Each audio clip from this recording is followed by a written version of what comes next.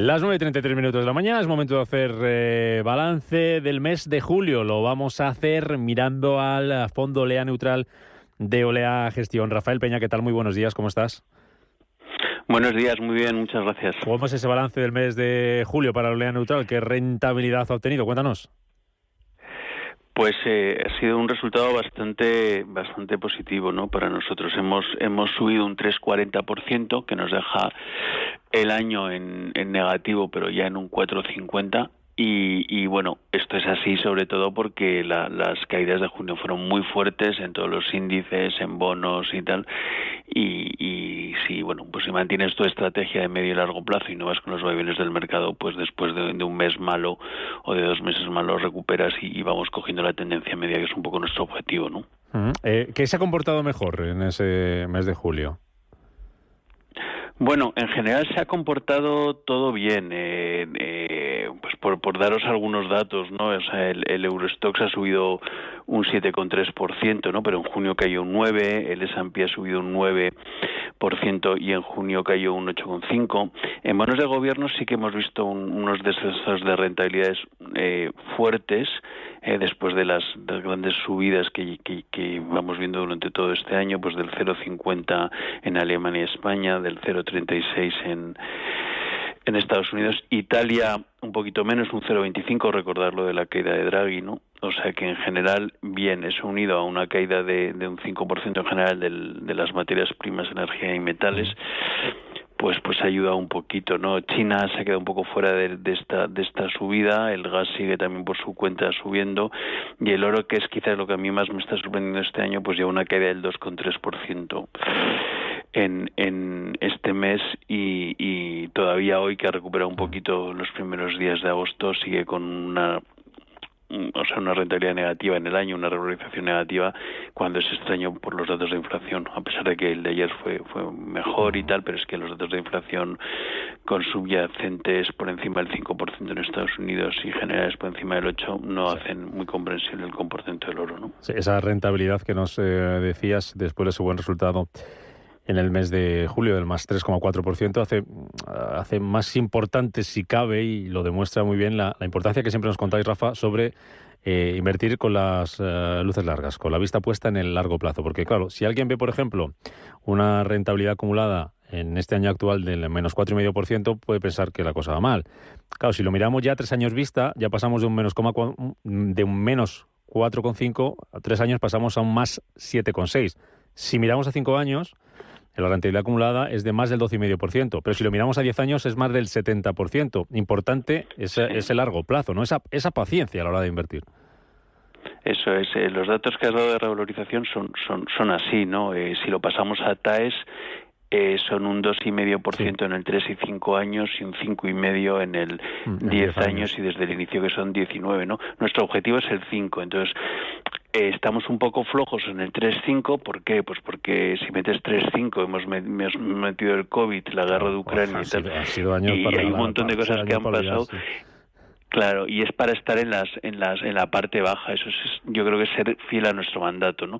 Y en cambio mantenerse en el 10 y en el muy largo por encima del 5. Yo estimo que cuando le demos más tiempo a estas dos grandes crisis que hemos vivido, pues volveremos a ese 5%. También te digo que nadie espere en este fondo revalorizaciones de un 20%, ¿no? Nuestro mandato es el que es, nos tenemos que ajustar a él, nuestra toma de riesgos va en función de eso, y a eso dedicamos todos nuestros esfuerzos. Eso hace que la volatilidad también sea bajita, que no sea una cosa para ponerse muy nervioso. En cuanto a composición de cartera, ¿cómo ha sido? Veo que en liquidez menos del 6%, mitad de ella en renta fija. No sé si nos puedes hacer un poquito el análisis de cómo está compuesta la cartera del Olea Neutral. Sí, Olea Neutral tiene una composición en general muy estable de la cartera, ¿no? Nos gusta siempre analizar renta fija, renta variable, materias primas, luego por otro lado el dólar, y hacer un poquito de detalle con el crédito, ¿no? Entonces, en renta fija estamos fuera de gobiernos, de hecho tenemos posiciones cortas en España de cara a inmunizar las subidas de tipos y sus efectos en caídas de precios de bonos, y eso nos ha ido muy bien este año, y en cuando nos comparamos con la parte más conservadora de los fondos del sector, pues de la industria, estamos muy bien, porque a nosotros la renta fija este año prácticamente no nos aportó rentabilidad negativa, en ese 4 y pico debe ser un 1%, o sea, muy poco para las grandes caídas que ha habido de bonos, ¿no? Y está sobre todo en corporates, en empresas, en bancos, y hasta prácticamente un poquito menos del 8% en renta fija emergente en moneda local, que este año nos ha hecho un poco sufrir, pero bueno, tenemos buenas expectativas, hemos salido bien de Brasil, el carry es muy bueno, lo poco que tenemos en Turquía, que es menos del 1%, o sea que hay cosas que entendemos que todavía van a ser motores de rentabilidad. En renta variable ahora hemos cerrado el mes en un 38% prácticamente, empezamos el año después cuando los mínimos que hemos tenido con la guerra han sido por debajo del 20%, según vemos viendo una cronificación de la guerra, un control de la inflación, bueno, un intento de control de la inflación, hemos pensado que el binomio rentabilidad-riesgo está correcto para tener esta exposición. Nuestro mandato es un 20, un 60, sí. ¿Vale? Prácticamente ya lo mismo Europa, Estados Unidos, pero realmente donde nosotros ahora hemos apretado en el último mes es en la renta fija corporativa, donde sí estamos cogiendo un poquito más de peso y donde creemos que el riesgo-retorno es bueno, y encima todavía en el rebote de julio, hemos recuperado parcialmente las fuertes caídas de junio, que tampoco las vemos tan lógicas, ¿no? Con el claro mensaje de que se van a mantener buenas condiciones de financiación para empresas y familias dentro de la lucha con la inflación, y es lo que nos ha transmitido el BCE y en general la Reserva Federal siempre lo deja ver.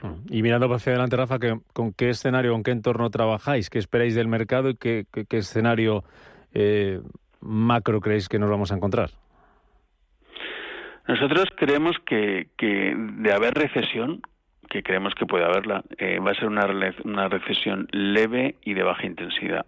O sea, creemos que hay factores coyunturales que pueden ir despejándose, como estamos viendo con el dato de ayer, inflación americana, que va a seguir mejorando, la bajada de materias primas o la menor tensión, sobre todo en todo el tema también de transporte, tanto marítimo como en general las cadenas de suministro, creo que nos van a dar un alivio.